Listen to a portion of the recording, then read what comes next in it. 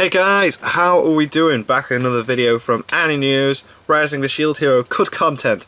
I'm really tired. I've got up early because I need to get my videos done for today because me and my girlfriend have been together for 4 months and I want to do something, and I also want to be able to put my videos up for you guys as well, so I need to be like, I don't want to be getting in trouble with you and I don't want to get in trouble with her, you know what I'm saying? So, I got my energy drinks and we are doing this, Rising the Shield Hero cut content.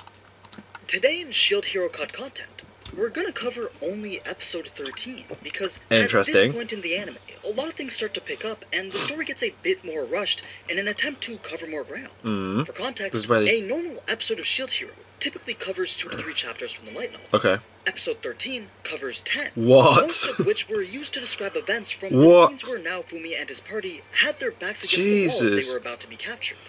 These made that particular scenario a whole lot more intense and action-packed than what we were shown in the anime. So, let's take a look at what that should have been like. Yeah, what? Episode 13, The Demon of the Shield. The Demon of the covering Shield. chapters 19 to 21 from the manga, and literally the rest of Volume 3 in the light novels. Wow. We start from the point where Melty was about to be attacked by her soldiers. As we saw, Naofumi was able to fend off the attack, and he even captured a few soldiers for interrogation. The first thing he finds out is that they're very religious fanatics, devout followers of the Church of the Three Heroes, the most prominent religious sect in all of Melromark. Of course, there were other religions. Like, Raftalia mentions how back in her village, their religion was different from these soldiers, giving us a little insight into how religious beliefs seem to be a far-reaching concept throughout the country. It really is. As he questions these soldiers, Naofumi finds on one of them the rosary with the church's insignia, which, if you couldn't quite tell in the anime, it was basically all 3 weapons overlapped with each other at a central point. Naofumi understands that it's a sacred symbol, and he uses it looks so much better in the manga, you can tell it straight away. Oh my god. By doing what, you ask? Well, he places the rosary on the ground, and he tells the prisoners that he's going to stomp on it if they don't tell him what he wants to know. If these soldiers were as faithful as they said they were, they should do anything to prevent this so-called demon from stepping on a sacred object. Yeah. Unfortunately, though, pretending to step on it only caused the soldiers to squirm. They weren't so easily broken. So Naofumi just ended up crushing the rosary for their lack of cooperation. Damn, he then leaves them and goes to talk to a fairly shook Melty. She was scared and shaking, obviously, unsure as to why someone would send these people after her. Only after Philo comforts her does she calm down and start to think about the situation rationally. Naofumi believes that this was the work of the king, but Melty disagrees. You see, the king was actually quite the strategist. When he played strategy games, no one could beat him, not even the queen. Meaning that if this was his plan, then Melty would already be dead, since the likelihood of it failing would have been slim to none. So it obviously has to be... any plan that the king comes up with would have to pass through Melty's mother first, the queen. And she certainly would not have approved of this type of action. Which is what led Melty to the conclusion that it was in fact her sister that coordinated this plot. It becomes known to us that ever since a young age, Mine had been known to do pretty much anything in order to get what she wanted. Though throughout the years, her father never really became aware of this manipulative trait that Mine possessed. He was being fooled his entire life by this supposedly sweet-hearted daughter. Only their mother and Melty were aware of Mine's true nature, resulting in this weird royal family dynamic that we see throughout the series. It's a story that leads up to the revelation of Melromark having a matrilineal kinship, a system where the descent of people in power is determined by the female line, essentially meaning that the queen is more powerful than the king. Which makes Shield Hero laugh. Only royalty because he had married into it caused Naofumi to burst out into laughter. Yeah, he did that in the anime. Melty lose her usual royal composure, and she began to act in a manner that was actually fitting to her age for once. You see, because Naofumi was saying so many mean things about her father, she starts to throw a temper tantrum, and even cries as we see here in the manga. Now, we're still developing Melty's character Stop picking on my dad! It should be clear that she really does love her family. Yeah, even mine. So, after Raftalia scolds Naofumi for making her cry, he changes the subject and asks Melty if the queen could make things right. At least the queen seemed like a more reasonable person than the king. We're even told that she wanted to befriend the shield hero. However, that couldn't happen at the moment because she was too busy maintaining diplomatic relations and trying to avoid wars. A small tidbit of information that briefly highlights the supposedly fragile current state of affairs, something that we learn stemmed from the occurrence of the waves. With no available options, Naofumi racks his brain to figure out the true intentions of this assassination plot. that's when he remembered that there was a soldier holding a crystal Oh ball. yeah, the old thing. camera-like magic item that also seems to come packaged with Adobe Premiere. While remembering this, he realized that their plan was intended to ruin his image, not only in Melremark, but also in every other country. The reason for that was because before this event, there was no proof behind any of the Crown's accusations. Even within Melremark, not every person had turned their back on the shield. And if Naofumi was to travel to another country, then it'd be even more unlikely that the citizens there would blame him or even be aware of his past accusations.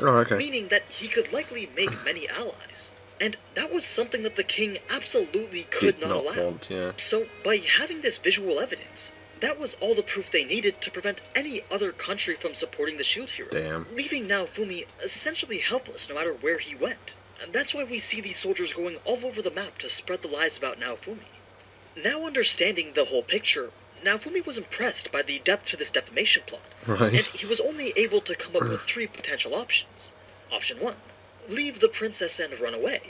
The princess would likely die at the church's or mine's hands, pinning Naofumi as the perpetrator of the crime and turning the queen against him, resulting in no country being willing to support him, and they'd constantly have to be on the run, likely captured when teleported to the next wave. So that wasn't really a great option. Option 2, take the princess back to the king and try to explain the situation. Yo, dude, this is what's happening. He couldn't guarantee the safety of himself or Philo and Raftalia. There was the possibility that the queen could save him should the king try to arrest them, but that was still a risk that Naofumi would rather not take. Plus, given Naofumi's doubting nature, he was still considering the possibility that the queen could be behind this plot as well. Option 3, don't trust the go royals. back to the castle and kill the king.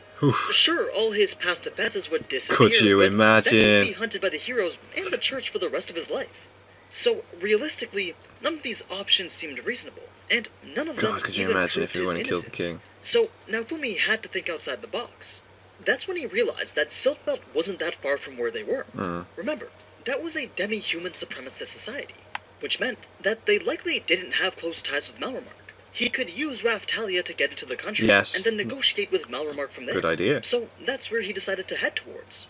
Unlike in the anime, they're actually able to travel by carriage for a little bit. Under normal circumstances, Philo would have been immediately recognized, but as it turns out, she's actually able to transform into a normal-looking Filolio, an ability that we didn't know that Philo had, putting into question what other transformations that she might have up her sleeve. Anyway, what else can she do, eh? The same bandits from last time try to ambush them again, unaware that it was the shield hero that they were jumping.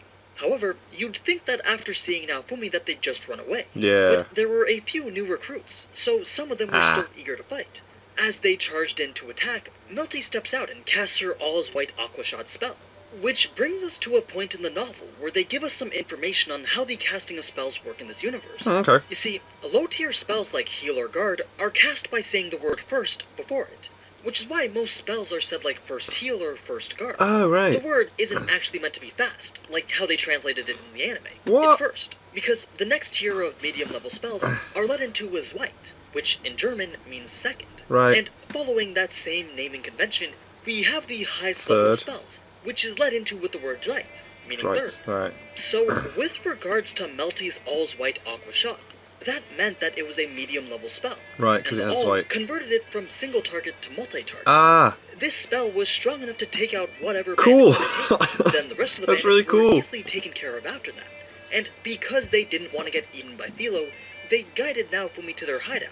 He quickly claims it as his own, eats their food, steals some of their stolen goods, then ends up resting. It's dead cool having a system like that. It's here that we find out a bit more about the royal family's affinity to magic. Melty, who's a level 18 user of magic, can proficiently cast all mid-level water magic, as well as use a bit of earth magic when needed. Mine is apparently most skilled at fire magic, and she can use a bit of wind magic too. Then their mother, she's good at blowing stuff out her ass. Now, for reference, just in case you're lost, we're pretty much at this point in the anime. The cave that we see here is essentially the base that they're hiding in the novels. So, when the next day comes, they make their approach on a heavily secured border checkpoint, one that was much too secure to sneak past. And apparently, every checkpoint was the same. It seemed like they were expecting Naofumi to attempt a crossover into Silkbelt. It's not like they could sneak across at an unwatched location either.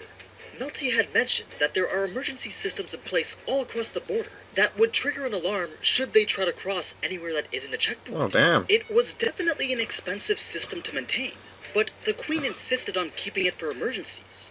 It was here that they had to abandon the carriage and put on disguises, because really that was the only way that they'd possibly get across. Luckily, some villagers who he helped a few episodes back were able to provide him and the rest with some clothing.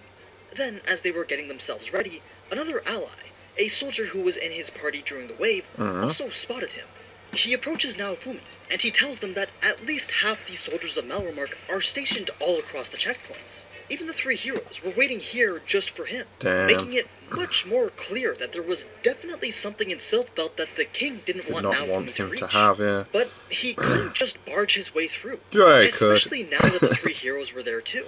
They had even gone through the class-up process, so they were much more powerful than they were during the glass fight.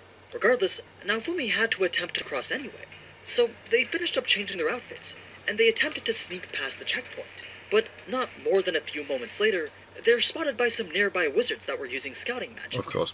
With the three heroes being nearby, they immediately rush over to block off Naofumi's escape, demanding that he return the princess, and bringing us to the confrontation that we see in the anime. Right. Melty almost convinces them to back down, but then Mine brings up the brainwashing shield. Ugh, backing yeah, it up so with stupid. The absurdity of all these random villagers praising the shield hero for all his supposed help. Something that the soldiers and other heroes assumed were not characteristic to Naofumi. Because after Mine's accusations, then why would they? It brought enough doubt to the situation that it made them disregard their previous thoughts. This led to the bargaining. To avoid a conflict, Naofumi was willing to give up Melty if they could guarantee her safety and investigate his claims of Mine setting him up from the beginning. Ren, being the only reasonable one, was the only one out of the three heroes to agree. So, Naofumi it's not a guarantee, is it? To trust that his conditions would be met. But very faintly, he hears Melty softly whimper that she'd probably still end up being killed. That's when he realized that, yeah, they're definitely just gonna kill Melty and pin the blame on him anyway. So, good guy shield by hero. saying that they were removing the brainwashing, but then a curse that Naofumi had planted activated, which caused Melty to die. It was a far too obvious setup, and Naofumi just couldn't trust Ren's words. So, as we saw in the anime, he uses Philo to try to get away, but is then caught by Motuyasu's item that prevents Philo from transforming, taking away their only escape option. It even sealed her magical powers, making Philo essentially useless in this so fight. weird. Now, here's where things start to pick up, because this is where the anime begins to diverge from the novel, and the fight becomes much more eventful. Oh. You see, after Melty had used her water magic as a threat, it distracted Motoyasu enough for Philo to get away from him. Unfortunately, though, this resulted in Motoyasu being in range of Melty. So he was able to take her captive, and he handed her over to Mine. Naofumi was able to recover Philo, but at the same time, he had lost Melty, and he could only watch as she struggled in an attempt to get away from her sister. So with Mine being distracted by that, Naofumi saw an opportunity. He switched to a Shield of Rage, then cast Shield Prison on Motoyasu. He then proceeded with the steps to cast Iron Maiden, and he used the ability to try and take out Motoyasu from the fight. Trust me, he wanted to do it on Mine instead, but he knew that, unlike Motoyasu, it's likely that she wouldn't survive an attack like that. I mean, even the other heroes didn't think that Motoyasu was going to survive that attack. Because as the Iron Maiden was about to shut itself, every soldier plus Ren and Itsuki shifted their focus on it and attacked it all at once, destroying it in the process and freeing Motoyasu. This made the situation a lot more dire because, remember, Philo still couldn't fight, Melty was still captured, and Naofumi now had no SP to use any skills. You might be wondering why, if the Shield of Rage is active, then why isn't Philo going out of control like she did last time? Well, the reason for that is because of the artifact around her leg. It's restricting it. Also prevented magic from affecting her body from the outside. There was a red aura emanating from the shield towards Philo, but it would just bounce right off her once it got there. And it's not like they could break the artifact either. They couldn't seem to just rip it off by brute force. So that's when Philo decides to pull out the weapon shop owner's gloves. She goes over to Motoyasu and demands that he give her back Melty. Motoyasu, being unaware of the glove's magical properties, simply brushes off the threat. He then runs over to Philo with his arms wide open, leaving his gut open for a massive sucker punch. With Motoyasu temporarily out of the fight again, Naofumi briefly calls everyone back to come up with a plan. Philo would continue to take care of Motoyasu, Nice. and Naofumi would distract Ren and Itsuki while Raphtalia snuck behind for a sneak attack. Alright. Meanwhile, Mine had brought out a medicine and she was forcing Melty to smell it. It was likely something that would either knock her out or just kill her right there. So everyone had to act fast. Philo immediately engaged Motoyasu again, and this time her gloves had hardened and they gained fangs due to some sort of magic. Cool. Then Ren and Itsuki were very careful with dealing with Naofumi, because his Shield of Rage was still active. Ren didn't even seem like he wanted to fight. He looked as if he was carefully considering the situation before him, trying to Makes sense. He understand seems what like was to be going on. the most level-headed Itsuki, on of the them other all. hand, had already blindly accepted that Naofumi was the enemy, but he didn't charge in either. He looked like he wanted to go help Motoyasu, though Mitsuki wasn't the type of person to interrupt a 1v1, so he let them be. Unfortunately for Motoyasu, he got his ass handed to him, and he was taken out of the fight long enough for Philo to rush over to Melty and get her back Cool. from Mine. Now, instead of immediately running back to Naofumi, Philo decides to re-engage Motoyasu one last time, because somehow he had recovered himself yet again. So, the fight was now a 2-on-2, Philo and Melty versus Mine and Motoyasu. Cool. Everyone else had stopped, and they watched as this went on. Melty and Mine began to cast their spells at each other, but it wasn't long before other soldiers had started firing their attacks at Melty as well. This caused Ren to have to step in order to counter their attacks. He questioned why they were attacking their princess, when their number one priority should be to protect her. Yeah. He also told Mine that she needs to be way more considerate of Melty's level, since a direct attack from her would likely prove to be fatal. You see, this entire time, Melty was merely firing warning shots, never once fighting with the intention of hurting anyone. Oh. They were all meant to be empty threats. This was in contrast to Mine, who fought with every intention to kill. Naofumi, who had noticed this, used it as an opportunity to prove his case yet again. His actions were far too blatant and obvious now. There should be no doubt that she was clearly trying to get rid of Melty. Yeah. However, Mine just plays the brainwashing card yet again, after which her personal soldiers start to lead a charge towards Naofumi, triggering his self-burning curse. It made Naofumi seem untouchable, so Ren and Itsuki figure that there's no way that they could beat that shield. They both put their weapons away, and they seemed like they were going to be done attacking. It may have just been for a moment, but when Naofumi saw this, he momentarily let his guard down, and it was at that same moment that he got simultaneously struck by both Ren and Itsuki's ranged attacks. Ren had used the 100-sword skill, and Itsuki the arrow rain skill. Both sent multiple swords and arrows flying towards a target. This ended up doing a fair bit of damage to Naofumi, and it made Ren and Itsuki realize that the Curse Shield's weakness was distance. Yeah. Itsuki quickly followed up with another skill called Eagle Piercing Shot. It was an arrow surrounded by magical energy that made it look like an eagle, and it gave it additional piercing damage. Naofumi knew that due to its piercing nature, he wouldn't be able to defend against it, so instead, he focused on the arrow itself. He watched as it approached him. Then, right when it was about to make impact, he lets the tip pass by, and he quickly closes his fist around the neck of the arrow, catching it right out of midair. Cool. Now, that honestly would have been quite the badass scene to see animated. Yeah, that would have in been the anime, amazing. but it actually didn't even make it into the manga. However, needless to say, Itsuki was in shock, and it gave Naofumi time to renegotiate once again. Though, before he could sway them anymore, reinforcements began to arrive, and Mine had started to cast a massive fireball spell with their assistance. Fireball! Ren tried to get them to stop, but Mine insisted that if Naofumi was to talk for any longer, then they'd all end up brainwashed. Now, this was no ordinary fireball. This was a massive attack that would definitely kill Melty should it hit her. Luckily, Raphtalia was finally able to sneak behind everyone, and she was able to stop the follow-through of the attack. But it wasn't with the mana sword like how we saw in the anime. Mine had actually been stabbed for real. Raphtalia used her physical sword to stab Mine right through her shoulder. What? Ren saw this, and he immediately rushed over to help Mine. Yo! He was now furious at what just happened. Raphtalia's badass. Fortunately, Raphtalia's sword was still stuck in Mine's shoulder, so she had to use her backup one against Ren. But that didn't change much, because Ren was a far greater fighter, and he quickly disarmed Raphtalia, leaving her defenseless. Naofumi tried to go and help, but he was being held back by a massive barrage of arrows. This left Raphtalia desperate, so she had no other option but to pull out her magic sword of only a hilt. Mine, who had now been healed, mocked Raphtalia for her supposedly useless-looking weapon. Ren and Itsuki, on the other hand, were a little bit more wary.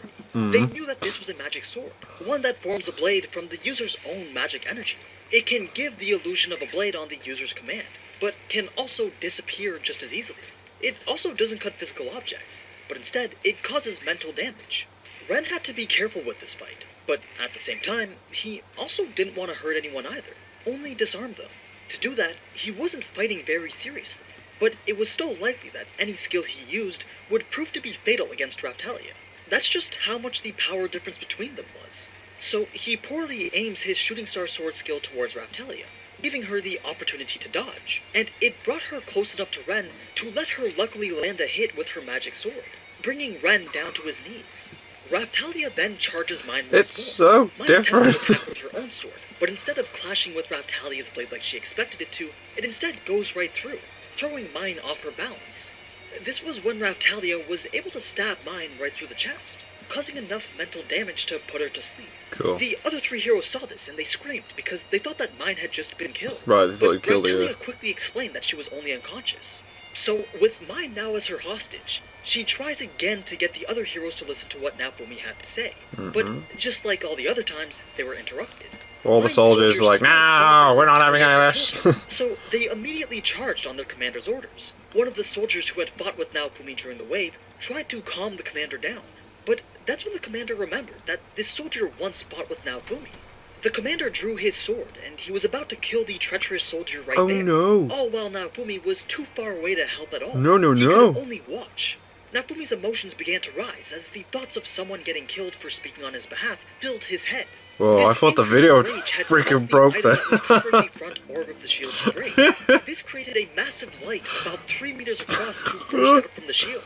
No soldier could pass through it, and no attack could penetrate it. It seemed as if it was an impenetrable barrier. Fragments from the broken item burned in a black flame as it descended on the nearby enemies. The flames burned not only the soldiers, but also Ren and Itsuki. This left Motoyasu as the only one who remained standing. He was still fighting Philo that entire time, but once he noticed that everyone else was taken out, he backed off and tried to get Oh, okay, Mine never away from mind. Raphtalia. Sorry. Oops. Raphtalia didn't want to let her go, but she couldn't defend herself and hold on to Mine at the same time. And before Naofumi could get over there to help, Motoyasu had already taken Mine away. Regardless, Naofumi had the upper hand, but he still didn't have any means of escape due to the artifact on Philo's leg. Suddenly, a smoke bomb appears at his feet, and the assassin The Shadow ninjas. jumps before them as a guide to help them escape. With this cover and the Shadow's guidance, they were able to get far enough away to finally evade everybody else, bringing an end to what should have been a very epic fight. Now, if you were able to follow the whole thing through, it's clear that all Naofumi wanted to do was just talk things out. Yeah. But he could never get a chance to fully explain the situation. Every time he God, started we talking, just Mine or the talked. soldiers would just cut him off.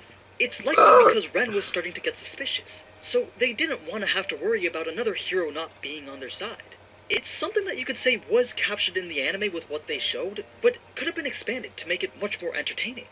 Anyway, the final scene of the episode brings us to the forest where they're now resting after a very lengthy fight. The Shadow introduces herself as what's essentially Melty's secret bodyguard. Then she proceeds to request that Naofumi visit the Queen. After giving it a lot of thought, he concludes that the Queen was someone that he could trust. At the very least, she seemed much more reasonable than the King, as Yeah. she did Love prioritize that. peace over war, and It's waves good. over infighting. And now that Siltveld proved certainly not to be an option, then this was really the only place that he could go. Excuse me. But he couldn't help but imagine what was so important over there that the King had to send half his army to prevent him from passing. That's just something that we're going to have to wait to find out. Damn. Yeah, that's episode 13. Quite the lengthy one, but you guys said you wanted details, so that's what I Yeah. gave. Anyway, as always, thank you so much for watching, and Ugh. if you enjoyed this type of anime content, then you already know what to do. So, until next time, Ciao. Damn, man. Like, so much stuff. It was. Yeah. Wow. Oh, God. Right. Cool. I need to go to the shop and get some flowers and chocolates, because I'm a romantic. Yeah, loads of differences in that. I think it's weird as well that, like, he mentions that, like, the arrow thing, which wasn't even in the manga, it's light novel. I love how he's researching both light novel, manga, and then differences. That's cool. No, it's just one episode. Mad. So we'll carry on with these, no problem. Thank you guys very much for watching. What do you guys think of that? What do you guys think of this? Click like, subscribe if you haven't already. Leave comments down below and let me know how I should watch future videos. I'll see you guys. Thanks all you guys. Damn. Bye.